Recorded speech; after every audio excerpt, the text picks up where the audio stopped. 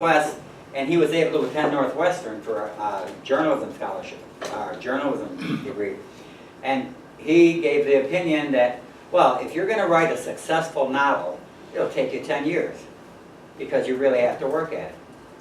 And I said, you know, we had a big discussion about it because I said, no, I would rather write 10 novels in 10 years and have one turn out to be the best rather than invest 10 years of my life into one book and have it not be a success. Because, you know, you have a book that if you're prolific and you put out the book and it's not well received, okay, another one. But if you have one book 10 years, you're going to wait 10 years to write your next one? You know, this is the thing, when you write, you have to write for yourself. As Billy mentioned, the joy of writing. The payday in writing is the joy of writing. If you wait for that dollars to come in, you better be damn good at it and your name better be Stephen King. So this is the thing with writing. You know, and along with, as when I wrote, you know, through the years, because I write short stories. I have like 4 notebooks full of short stories. Don't know where they're going to go, but I have them, okay? But I learned a couple things in my group. I wrote a really nice story, a really good story about this British scientist who belonged to this organization, and a young scientist refuted his claims and all this, and it turned out the young scientist was his son, actually.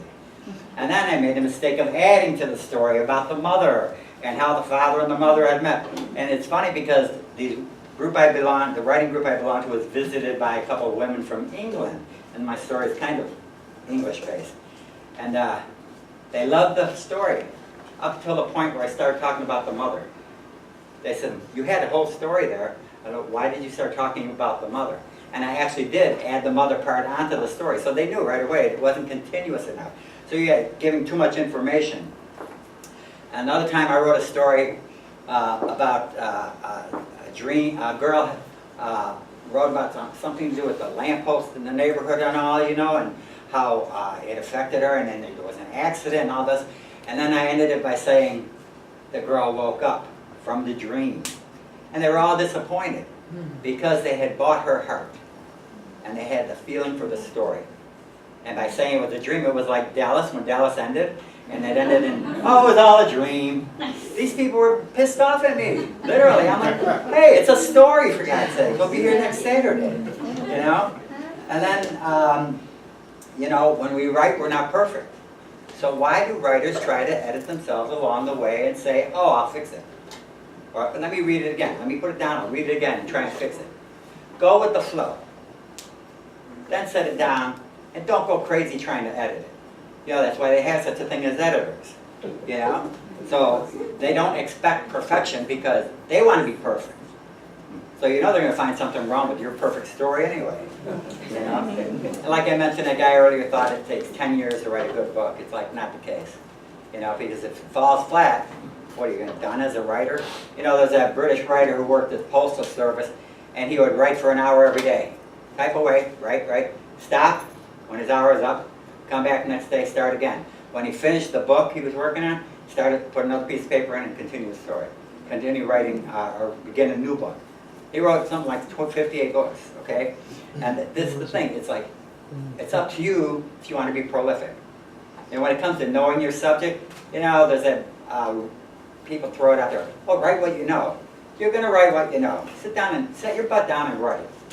Okay, you're going to write what you know. What the hell else are you going to write? Excuse me. What else are you going to write? You write what you know. And when it comes to resources, it's like, my God, the internet is such a blessing.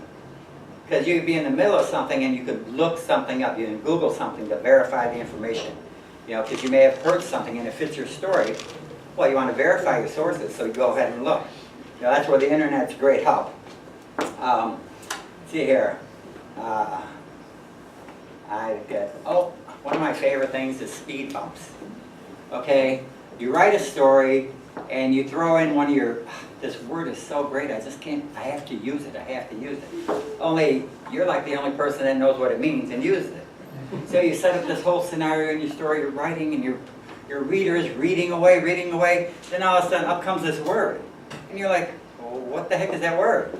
And you just took your reader out of your story. It took them out of your story. What the hell good did that word do you?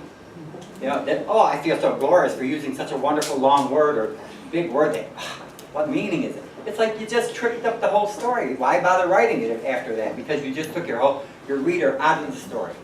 You want your reader to be in the story, not your likes and dislikes. You're writing for your reader. There's a variety of ways to express yourselves in writing, and you start from zero. There's a lot of people do. They want to get out. They want to write something. There's writers' contests. Okay, I was telling Billy Lombardo when I had my writers group, I got myself in challenge trouble a couple times.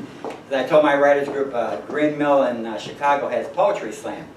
So I tried to find new information for my writers, and I said, oh, the Green Mill down at Lawrence and Broadway has poetry slam. Mike Smith started he started the whole poetry slam movement in Chicago.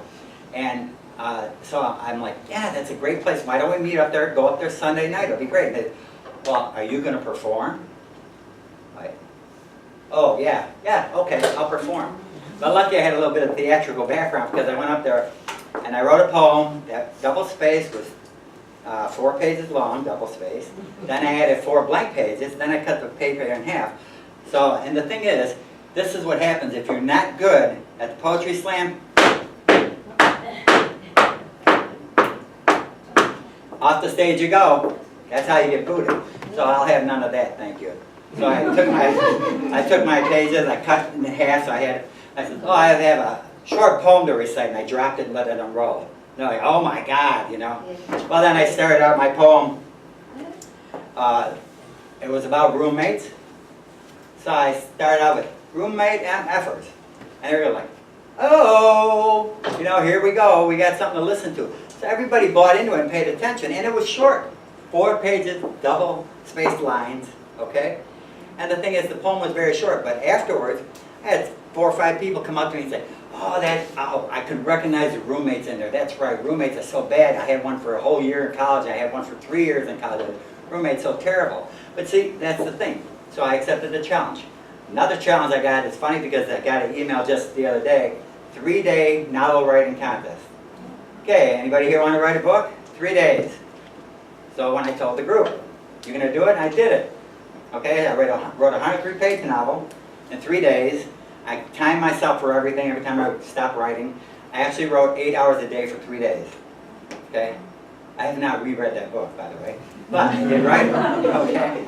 So, and I have a book that I've been thinking about for a number of years, and I'm thinking, do I have the time to take the challenge and sit there and write it? Because that way you get it all out there, and then you go back to it, So, I know we're heading for lunch right now, so, or break. But one of the things, like I said, the payday in writing is you get the joy of having written.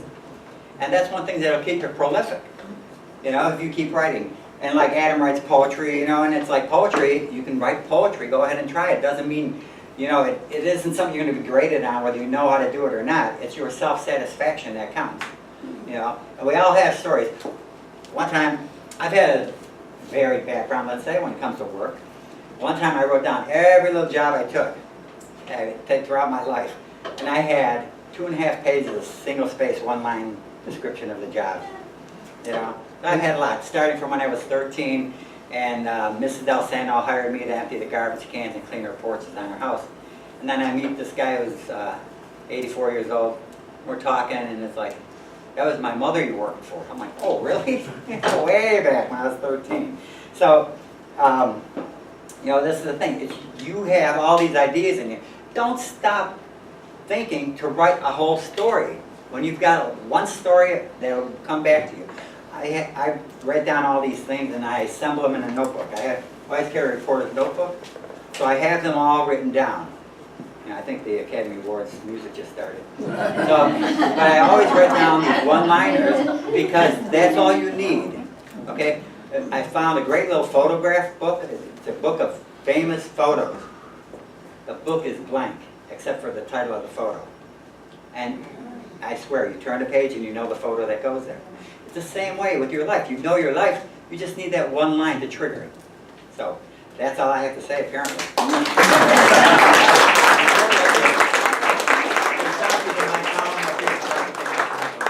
CJ is hereby appointed co-chair for next year. Oh, thank you. We have some refreshment now. We're going to take a break. There are books in the next room. Please feel free to make donations, large or small. Please, mostly large. Please buy books. They're the books of the authors here. Buy those books. Let's take 10 to 15 minutes. Extra money for the tickets. Okay, and he's the guy who's studying the tickets. We're not. The tickets, they're in the other room. I gave it to Chuck Carter. Yes, sir. I do.